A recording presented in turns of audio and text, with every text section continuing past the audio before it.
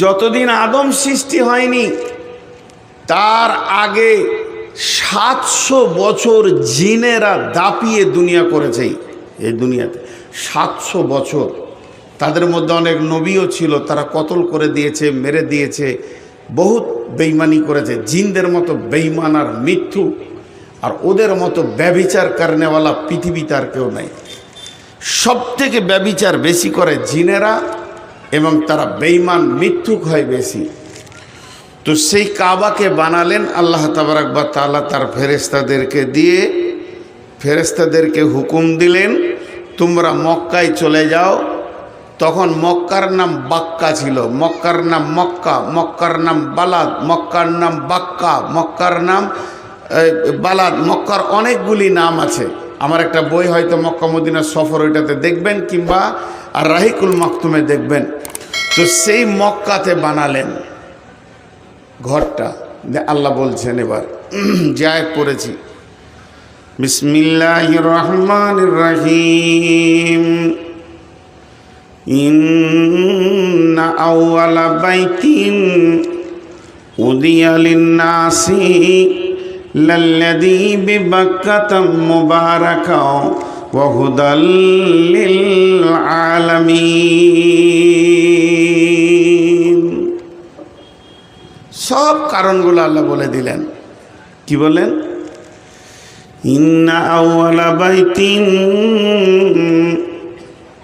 হে আমার ইমানদার বিশ্ববাসী তোমরা শোনো, নিশ্চয়ই প্রথম ঘর আমার ঘর। ইন্না আউয়ালা বাইতিন, নিশ্চয়ই প্রথম ঘর আমার ঘর। বিবাক্কাতা মুবারাকা, সেটা আমি বানিয়েছি কোথা? মক্কা পবিত্র মুবারাক, পবিত্র মক্কা ভূমিতে। উজিয়া লিন-নাসে, ওই ঘরটা আমি বানিয়েছি মানুষের জন্য। ওয়া হুদাল লিল আলামিন, এবং সারা পৃথিবীর হেদায়েতের কেন্দ্রবিন্দু করেছি।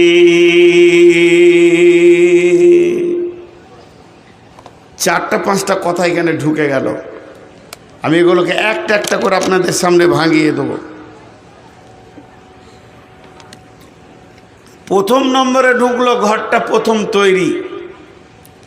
তাহলে কি আল্লাহর ঘরের প্রয়োজন আছে? আপনার আমার যেমন বাড়ি ঘরের প্রয়োজন ঝড় বৃষ্টি রোদ থেকে বাঁচতে গেলে, তাহলে আমার আল্লাহর কি ঘরের প্রয়োজন আছে? আল্লাহর কি বিছানার প্রয়োজন? আল্লাহর কি খাটের প্রয়োজন? না। রব্বুল আলামিন আছেন কোথায়? আর রহমান আরশে ইস্তাওয়া, আমার রব আরশের মধ্যে রয়েছেন, সেখানেই তিনি সমাসীন। তবে তিনার কোনো ঘরের দরকার নাই। মানুষের যেমন বস্তুর প্রয়োজন, আমার রবের কোনো প্রয়োজন নাই। প্রয়োজন শব্দটা রবের সঙ্গে লাগবে না। তিনি নিজেই বলেছেন আল্লাহুস সামাদ, ওই আল্লাহ অপ্রয়োজন কোনো তাওয়াক্কা করে না, কোনো মুখোপেক্ষী নয়, মানুষের মুখোপেক্ষী নয়, বস্তুর মুখোপেক্ষী নয়। সারা পৃথিবী সাজদা করলে আল্লাহ আল্লাহ, সারা পৃথিবী সাজদা ছেড়ে দিলেও আল্লাহ আল্লাহ, সারা পৃথিবী আল্লাহর বিরুদ্ধে চলে গেলেও আল্লাহ আল্লাহ। এই জায়গাটা আল্লাহর কেউ কমাতে বাড়াতে পারবে না। অতএব আল্লাহর কোনো বস্তু বা ঘরের প্রয়োজন নাই। আল্লাহ এতটুকুই বললেন, ওই ঘরটা আমি রাখলাম, ওই ঘরটা আমি বানালাম উজিয়া লিন-নাসি, মানুষের জন্য। বিবাক্কাতা মুবারাকা, পবিত্র ভূমি মক্কাতে। এই ঘরটা আমার ঘর, কিন্তু মানুষের জন্য। ঘরটা আমাদের জন্য, ঘরটা আমাদের জন্য। আল্লাহর ঘর, কিন্তু জন্য আমাদের, প্রয়োজনটা আমাদের। ওই ঘরটা আমরা ব্যবহার করব। একটা উদাহরণ দিব। আপনাদের এই চুয়াপুকুর এটা কোন পঞ্চায়েত? জি, আচ্ছা, আপনাদের তো লালগোলা থানা না? লালগোলা থানা। তো লালগোলা থানাটা যতটা বর্গ কিলোমিটার হোক, লালগোলা থানাটা যতটা বর্গ কিলোমিটার হোক, লালগোলা থানার অফিসটা কি অত বড়? অফিসটা তো 1-1.5 বিঘে হয়তো জুড়ে আছে, কি 2 বিঘে জুড়ে। কিন্তু আমি যদি বলি এই জায়গাটা লালগোলা, এটা মুর্শিদাবাদ, এটা লালগোলা, বলা ভুল হবে না। কেন? ওই জায়গাটা অফিস করলো, এই জায়গাটার একটা সীমারেখা দিয়ে বলা হলো তোমরা লালগোলা থানার অধীনে। কেন অফিসটা কেন করা হলো? অফিসটা যদি নাই থাকতো, ওই ঘরটা যদি নাই থাকতো, কি চলতো না? চলতো। কিন্তু অফিসটা বানানোর কারণ, আপনার অভিযোগ, আমার অভিযোগ, আপনার আমার কোনো বিপদ, কেউ মেরেছে, কেউ জুলুম করছে, ওই অফিসে গিয়ে আমি অফিসারকে বলবো। তেমনি সারা পৃথিবীতে অগণন আল্লাহর বান্দা এসে গেছে। আমার রব দেখছেন, আমি তো আমার বান্দাদেরকে পৃথিবীর মাটিতে পাঠাবো। তারা সেখানে যাওয়ার পর তাদের একটা জায়গা দরকার হবে, তারা তাদের রবের কাছে যে চাইবে, তাদের রবের কাছে কাঁদবে, তার জন্যে তাদের একটা ঘর দরকার। যে ঘরটার কাছে গিয়ে তারা রবের দরবারে পৌঁছিয়েছে, এটাই তারা ভাববে। কিন্তু তারা চাইবে, দরজা ধরে চাইবে, তফ করে করে চাইবে। এর জন্য আমি ঘরটা বানালাম। উজিয়ালিন নাসি লাল্লাযী বিবাক্কাতাম মুবারাকা, পবিত্র ভূমিতে হুদাল লিল আলামিন, এবং সারা পৃথিবীর হেদায়েতের কেন্দ্রবিন্দু বানালাম।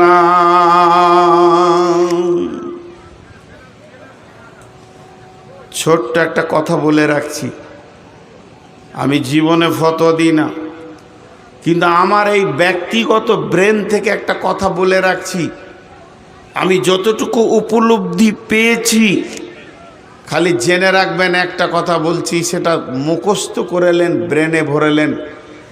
কাবার যে মুসাল্লাটা আছে, কাবার যে মুসাল্লাটা আছে, ওই মুসাল্লায় যে ইমাম, কিয়ামত পর্যন্ত যত ইমাম আসবে, আল্লাহর রহমতে সহি আকীদার আসবে, আল্লাহর রহমতে সহি আকীদার আসবে। খালি একবার ফলো করবেন তিনি কেমন করে চলছেন। কেন? আল্লাহ কোরআনে বললেন যে আমি এই ঘরটাকে বিশ্বের মানবের হেদায়েতের কেন্দ্রবিন্দু বানালাম, সহি আকীদা বানালাম, সহি ঈমান বানবে, এই জায়গায় আসবে, তারা বিশ্ব সম্মেলনে হাজির হবে। তাহলে এই ঘরটার মূল্য কম নাই। একটু আগিয়ে যাই। ফিহি আয়াতুম মাকামু ইব্রাহিমা, ফিহি আয়াতুম মাকামু ইব্রাহিমা। আল্লাহ বলছেন, আয়, তোদেরকে আমি দাওয়াত দিয়েছি, আয়, কিন্তু তোরা ওখানে এসে কি দেখবি? এটা কালো ঘর, জি না, সেটা দেখার কথা বলেননি। তবে যেটা দেখার কথা আল্লাহ বলছেন, ওই কাবার চত্বরের ভিতরে একটি জিনিস দেখবি তোরা, যেটা দেখার জন্য ডাকছে। সেখানে রয়েছে মাকাম ইব্রাহিম, এতগুলি নবী চলে গেল, কম বেশি 1.5 লক্ষ নবী গেল, 1,24,000 গেল। যে যা বলবে বলুক না কেন, হযরতে আদম থেকে নিয়ে শেষ নবী পর্যন্ত এতগুলো নবী গেলেন, এতগুলো রসুল গেলেন। কোন নবী বা রসুল ওই জায়গাতে কাবার চত্বরে জায়গা পেল না, তাকে স্থান দেওয়া হলো না, তার নামে কোনো রেজিস্ট্রেশন হলো না, কোনো একটু জায়গা দেওয়া হলো না। এটা মুসার জায়গা, ঈসার জায়গা, হারুনের জায়গা, দাউদের জায়গা, এটা নবী সুলাইমানের জায়গা, নবী সলেহের জায়গা বলা হলো না। একটা নবীকে কেন্দ্র করে বলা হলো ফিহি আয়াতুম মাকাম ইব্রাহিম, যেটা কাবার দরজা, ওই দরজার সামনেই রয়েছে ইব্রাহিমের জায়গা।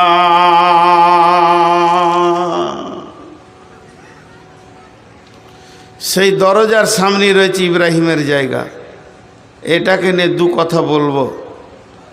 চুয়াপুকুরের যুবকরা এখন উঠে লেগেছে মসজিদকে কি করবে, মানে নতুন মসজিদ নয়, পুরাতন মসজিদকে ভেঙে আবার নতুন নির্মাণ দেবে।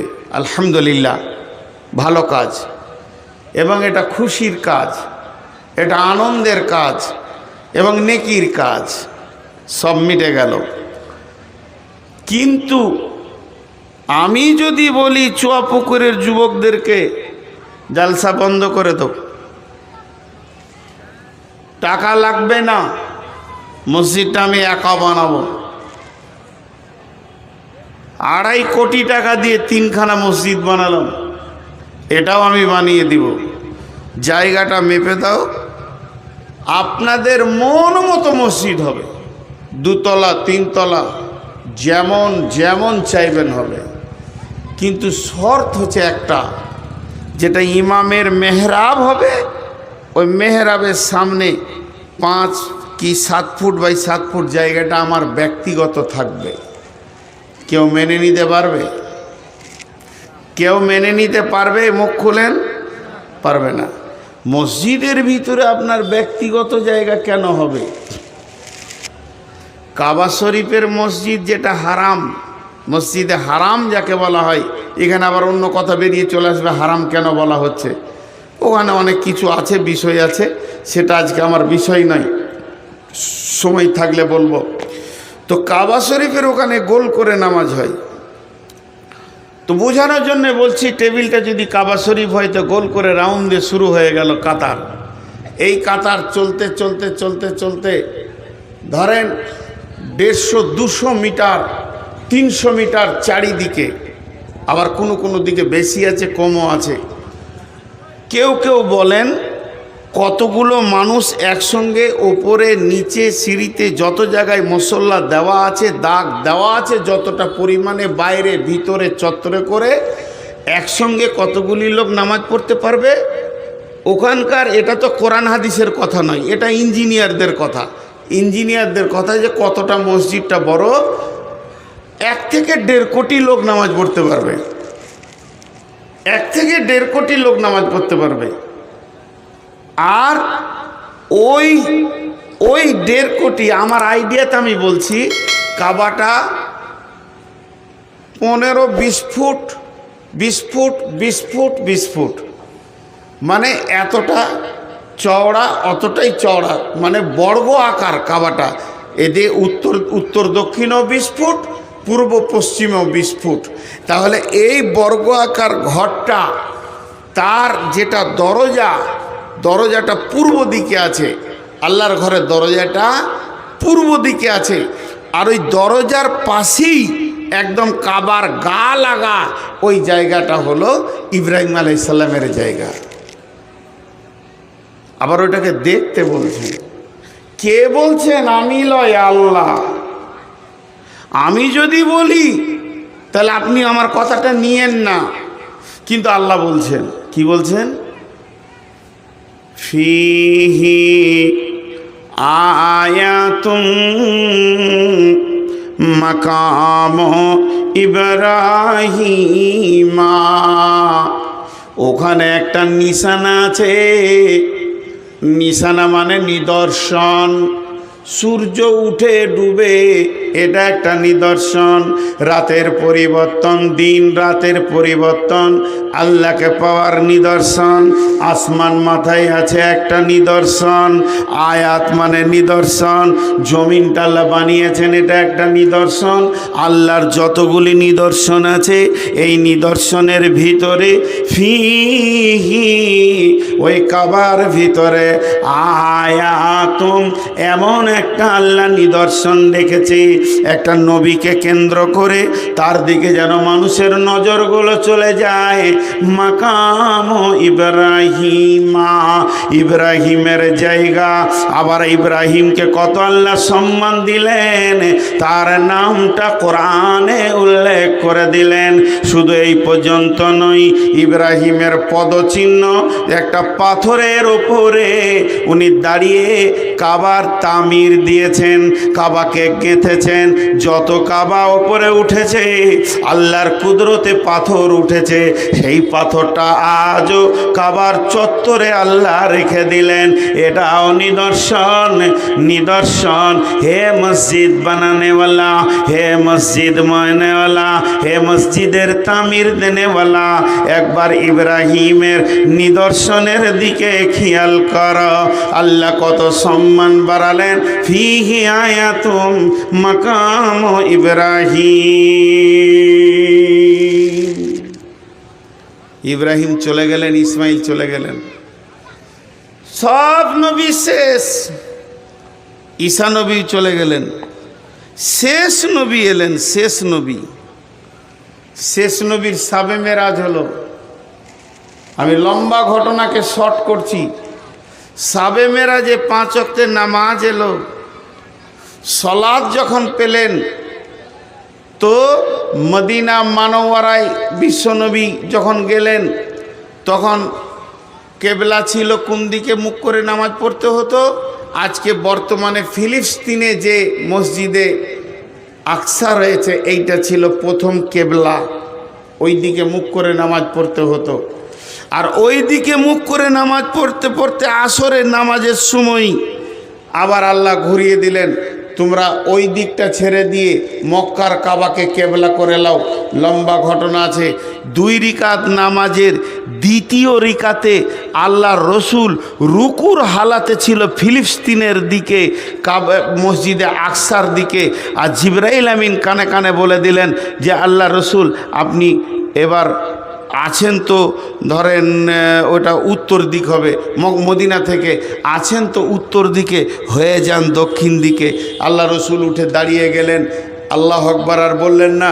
সাহাবীরা রুকুর হালাতে আছেন, কাতারকে ফাড়তে ফাড়তে ফাড়তে ফাড়তে গিয়ে শেষ কাতারে ওই দিকে মুখ করে রুকু করে নিলেন। আর সাহাবীদেরকে বলে তোমরা ঘুরে যাও। পুরা কাতার আপনাদের মসজিদে ছিল এই দিকে, হয়ে গেল এই মুখে, দরজা মুখে হয়ে গেল। আসরের নামাজে এই ঘটনাটা ঘটেছিল মদিনা মানওয়ারাতে। তারপরে যখন কেবলা হয়ে গেল কাবাটা, এই যেটা বর্তমানে আছে মক্কাতে, আল্লাহ রসুল এবার সফরে এসছেন, উমরাতে এসছেন, হজে এসছেন। নামাজ পড়বেন, কেবলাকে সামনে রেখে নামাজ পড়বেন। তো মুসল্লাটা হাতে নিয়েছে। দেখেন কত মজার কথা। মুসল্লাটা হাতে নিয়েছে। হাতে নেওয়ার পর কোন দিকে বিছাবো গো, কোন দিকে বিছাবো, আর কোথা বিছিয়ে নামাজ পড়বো আমি? এ তো চারিদিকে নামাজ হবে। এবার আমাদের রমজানে যে উমরায় গিয়েছিলাম, হোটেলটা যেদিকে ছিল পূব দিকেই নামাজ পড়ে এলাম। সূর্য উঠছে ওই মুখী নামাজ পড়ছি, কারণ হোটেলটা পশ্চিম দিকে ছিল কাবার। তো কোন দিকে বিছাবো? এটা কাবা, কাবার পশ্চিম থেকে পূর্ব দিকে নামাজ হবে, পূর্ব থেকে পশ্চিমে হবে, উত্তর থেকে দক্ষিণে হবে, দক্ষিণ থেকে উত্তরে হবে, চারিদিকে হবে। এখন সাহাবীদের ভিতরে বিশ্ব নবী প্রশ্ন করছেন, অগো তোমরা বলো আমি আজকে মুসল্লাটা কোন জায়গায় রেখে নামাজ শুরু করব, ইমামতি করব। সাহাবীদের যার যেমন ছিল সে তা বললেন, কিন্তু হযরত উমারকে জিজ্ঞেস করলেন, উমার রে, তুমি একটু বলো আজকের দিনে আমি মুসল্লাটা কোন দিকে রাখবো? হযরত উমার বললেন, ইয়া রাসূলুল্লাহ, আমার বলতে 2 মিনিট লাগবে। বলছে বলো।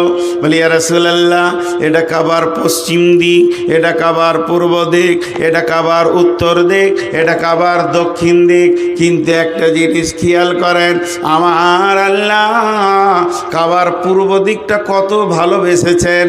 কাবার পূর্ব দিকে রয়েছে হাজরে আসওয়াদ, কাবার পূর্ব দিকে রয়েছে জমজমের কূপ, কাবার পূর্ব দিকে রয়েছে সাফা মারওয়া, কাবার পূর্ব দিকে রয়েছে আল্লাহর ঘরের দরজা, আবার কাবার পূর্ব দিকেই রয়েছে আপনার দাদার বংশের পদচিহ্ন ইব্রাহিমের, আবার কাবার পূর্ব দিকেই রয়েছে জায়গাটা ইব্রাহিমের। আল্লাহ তাকে কত ভালোবাসে, এত বড় পরিধি মসজিদের ভিতরে সামান্য জায়গা ইব্রাহিমকে তুলে দিয়েছে। আর আপনি ওই বংশের সন্তান, আপনি সেই বংশের গৌরব, আপনি সেই বংশের সুসন্তান, আপনি সেই বংশের আখিরি নবী। আর হযরতে ইব্রাহিম চোখের পানিতে কাবার তামির দিতে গিয়ে কেঁদে বলেছিলেন, সূরা বাকারায় আছে, আয়াত মুখস্থ নাই ভাই, সূরা বাকারায় আল্লাহ বলেছেন হযরত ইব্রাহিম 3খানা দোয়া করেছিলেন। তার মধ্যে একটা দোয়া ছিল, আমার ইসমাইলের বংশধরের প্রতীক চিহ্ন যেন পৃথিবী থেকে নিশ্চিহ্ন না হয়ে যায়, ইসমাইলকে যেন আল্লাহ কায়েম রাখো, আমার ইসমাইলের নাম যেন কিয়ামত পর্যন্ত থাকে। তাহলে না আল্লাহ তাবারক ওয়া তাআলা সেই ইসমাইলের বংশের নিসাল থেকে আখিরি নবীকে নিলেন। হযরত উমর বলছেন, ইয়া রাসূলুল্লাহ, আপনি আপনার বংশের পরিচয়কে রাখার জন্যে আপনার দাদার জায়গাতে মুসল্লাটা রেখে নামাজ শুরু করে দেন। হযরত উমরের কথাটা যেই বলা শেষ হলো, জিবরাইল আমিন এসে বিশ্ব নবীকে বলে দিলেন, ওয়াত্তাখাযু মিন মাকামি ইব্রাহিম মুসাল্লা। হযরত উমর যেটা বলেছেন আমার আল্লাহকে ওটাই ভালো লেগে গেছে। ও নবী মুহাম্মদ, তুমি মুসল্লাটা ওই জায়গায় রেখে নামাজ শুরু করে দাও যেখানে ইব্রাহিমের জায়গা। আজও কাবার ইমাম দাঁড়ায় কোথায়? মাকামে ইব্রাহিমে দাঁড়ায়। আজও ইমাম সেখানে নামাজ পড়ায়। রেজিস্ট্রেশন হয়ে গেছে কোরআনে। এটা লালগোলার রেজিস্ট্রি অফিসের রেজিস্ট্রি নয়, এটা আমার বর্ধমানের রেজিস্ট্রি অফিসের রেজিস্ট্রি নয়, এটা স্বয়ং আল্লাহ রেজিস্ট্রি করেছেন। 2টি জিনিসকে কোরআনে পৃথিবীর কোনো বাদশা কেটে দিতে পারবে না, পৃথিবীর কোনো নবী কেটে দিতে পারবে না। একটা হলো, এটা হলো মাকাম ইব্রাহিম, এটা ইব্রাহিমের জায়গা, ওটা পৃথিবীর কেউ অন্য নামে করে দিতে পারবে না, স্বয়ং আল্লাহ দিয়েছেন ওটা। আর দ্বিতীয় হলো, তুমি মুসল্লা রাখো এখানে, এটা আমার রব বলে দিয়েছেন। আজও মুসল্লা সেখানেই রাখা হয়।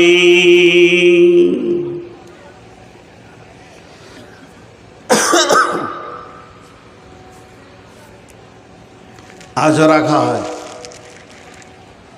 মাঝে একটা ছোট কথা বলে নিব, মনে খারাপ কিছু লিয়েন না, ক্ষমা চেয়ে বলছি হাত পাগুলো ধরে। উমরা যদি করেন তো এই খেপার সঙ্গেই যেন, এইটুকুই বলে রাখলাম। বিজনেসম্যান যদি মনে করেন তো করে নিতে পারেন, বিজনেসের নিয়তে নামিনি। ইতিহাস যেগুলো বলি ওখানে ওইগুলোই দেখিয়ে দিই, এইটা মাকামে ইব্রাহিম। তো যাই হোক, যে কথা আপনাদের সামনে বলছিলাম, তা আল্লাহ আবার ওইটার কথা কোরআনে তুলে কি বললেন? ওয়ালিল্লাহি আলান নাসি হিজ্জুল বাইতি মান ইসতাতা ইলাইহি সাবিলা। হে বিশ্ববাসী রে, হে বিশ্ববাসী রে, আমি তোমাদের দাওয়াত দিলাম, আমার ঘরে তোমরা এসো, আমার ঘরে তোমরা এসো। যদি তোমাদের ইস্তাতাত আমার ঘরে পৌঁছানোর ক্ষমতা হয়ে যায়, হে আমার গোলামের দল, তোমরা আমার ঘরে এসো। এসো। তাহলে ওখানে ডাকলেন কেন? এইগুলো দেখবেন। এগুলো দেখলে কি হবে? আপনার জজবা বাড়বে, ইমানি জজবা। তো যাই হোক, মুফাসসিরিনদের মত হচ্ছে হযরত ইব্রাহিম আলাইহিস সালামকে এত সম্মান দেওয়ার কারণটা কি, যে যত নবী এসেছিলেন সব থেকে বেশি ইব্রাহিম আলাইহিস সালামকে পরীক্ষা করা হয়েছিল। 113 বার পরীক্ষা করা হয়েছে। আর প্রত্যেকটি পরীক্ষাতে উনি স্কলার ছিলেন। তার মধ্যে 13 বার কঠিন, তার থেকে কঠিন 3 বার। সেই 3 বারের ভিতরে একটা বার হচ্ছে ছেলের গলাতে, বাচ্চার গলাতে ছুরি দেওয়া। কোরআন বলছে, এটা সহি জয়ীফের নাই। জি, সন্তানের গলাতে একবার ভাবেন তো, আপনি আপনার বাচ্চাটাকে সামনে রেখে, বেটা সৌ তো তোমাকে জবাই করব আমি আল্লাহর জন্যে। এই পরীক্ষাগুলো তিনার উপরে হয়েছিল, এই জন্যে এই সম্মান। তা আমি আপনাদের সামনে এই ইতিহাসটা কেন দিলাম? আজকে আপনারা সেই ইতিহাসে নামতে চলেছেন। আমার নসিবই খারাপ। ওই চাওয়াল, আপনি উঠেন, আপনি উঠেন, দাঁড়ান, দাঁড়ান, একদম বাইরে যান। খুব শিয়ানা মালুম, ভাবছি হয়তো দেখতে পাই নাই। আমার কাজই ওই সোজা লালগোলা স্টেশন, নাহলে বহরমপুর। তো এটা হলো একটা ছোট্ট ইতিহাস বললাম। কেন বললাম? বিভিন্ন জিনিসকে নিয়ে মতান্তর হয়েছে, বেশ কিছু জিনিস নিয়ে। মসজিদ পৃথিবীর প্রথম কোনটা? কেউ বলছে কাবাটা। তো কাবার তো কেবলা, ওখানে যে মসজিদটা আছে মসজিদটার নাম হারাম, মসজিদটা গোল, বলছে এইটা প্রথম। আর একটা দলিল এসছে পৃথিবীর প্রথম মসজিদ হচ্ছে মসজিদে নববী। কিন্তু আরও একটা দলিল আছে, এই রসুলের কমপ্লিটলি ইসলাম যখন এসেছে তখনকার প্রথম মসজিদ মসজিদে কোবা। নানা রকম কথা। যাই হোক, মসজিদ বিশ্বনবী বানিয়ে গেছেন, বিশ্বনবী বানিয়ে গেছেন। আল্লাহ বলছেন বিসমিল্লাহির রহমানির রহিম, ইন্নামা ইয়ামুরু মাসাজিদাল্লাহি মান আমানা বিল্লাহি ওয়াল ইয়াউমিল আখিরি ওয়া আকামাস সালাতা ওয়া আতাজ যাকাতা ওয়া লাম ইয়াখশা ইল্লাল্লাহ ফাআসা উলাইকা আইয়াকুনু মিনাল মুহতাদিন।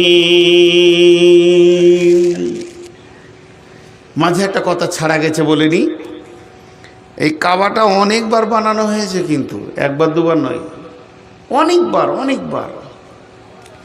আদমের জামানায় হয়েছে, সব নবীর জামানায় ওটাকে, মানে আপনারা যেমন মসজিদকে বানাচ্ছেন এইভাবে বানানো হয়েছে। শেষ নবীর জামানাতে হয়েছে, শেষ নবীর বাচ্চা অবস্থায় হয়েছে, ইতিহাস আছে। তো বিভিন্নভাবে বানানো হয়েছে। তো তার মধ্যে আল্লাহ এবার কি বলছেন, যারা মসজিদ বানাবে তাদেরকে বলছেন, আপনাদেরকে একটা ছোট্ট করে কথা জিজ্ঞেস করি, একটু হালকা আওয়াজে উত্তর দিবেন, চিল্লাতে হবে না, যাতে করে আমি বুঝতে পারবো যে আপনারা মন দিয়ে শুনছেন। সেটা হচ্ছে যে মসজিদ ভাঙা গোনা না নাকি? ভাঙা মসজিদ ভাঙা গোনা না নাকি? কোনো উত্তর পেলাম না।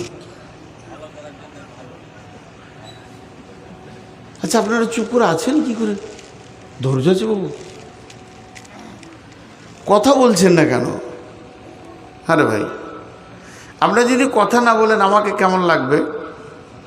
আমি যদি আপনার কথার উত্তর না দিই তো আপনাকে কেমন লাগবে? মসজিদ ভাঙা গোনা না নাকি? গোনা। আর বানানো নেকি, এটাই আমরা জানি।